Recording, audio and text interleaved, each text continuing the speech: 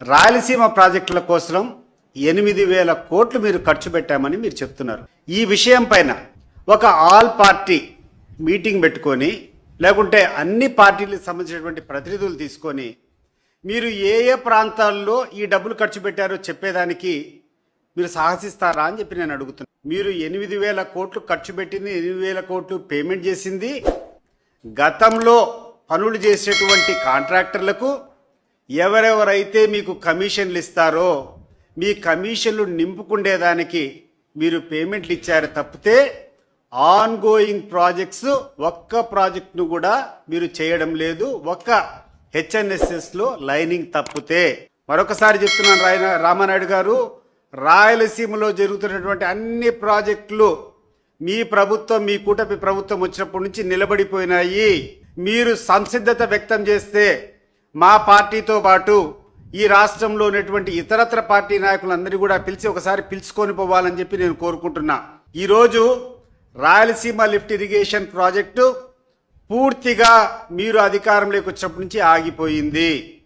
మీరు ప్రచారం చేస్తున్నటువంటి రకంగా 2020లో ఎన్జిటి అబ్జెక్షన్స్ వచ్చినప్పటి నుంచి ఆగిపోలేదు. దీనికి కావాల్సినటువంటి సాక్ష్యాలు, దీనికి కావాల్సినటువంటి ఆధారాలన్నింటి కూడా మీరు ఇరిగేషన్ శాఖని ఈరోజు మీ ఆధీనంలో ఉంది.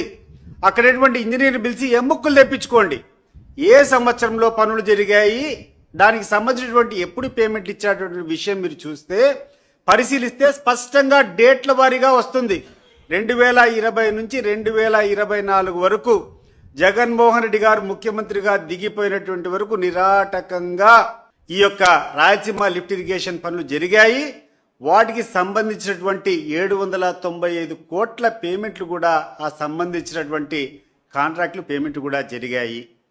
కాబట్టి మీరు చెప్పినటువంటి ఆరోపణ ఏదైతే చేస్తున్నారో 2020లో పనులు ఆగిపోయినాయని చెప్పారు, ఇది వాస్తవం కాదు. దీనికోసం నిన్న మా వైఎస్ఆర్ కాంగ్రెస్ పార్టీకి సంబంధించినటువంటి ప్రజాప్రతినిధులు వీళ్ళందరూ కూడా ఆ రోజు పోయి ఫీల్డ్ విజిట్ పెట్టారు.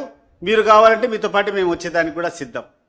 రెండోది, మీరు 8,000 కోట్లు ఖర్చు పెట్టాము రాయలసీమ ప్రాంతంలో ఉన్నటువంటి ఇరిగేషన్ ప్రాజెక్టులకని మీరు చెప్పారు.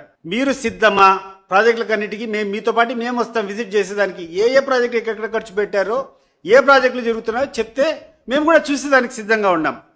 రాయలసీమ లిఫ్ట్ ఇరిగేషన్ ఆగిపోయింది.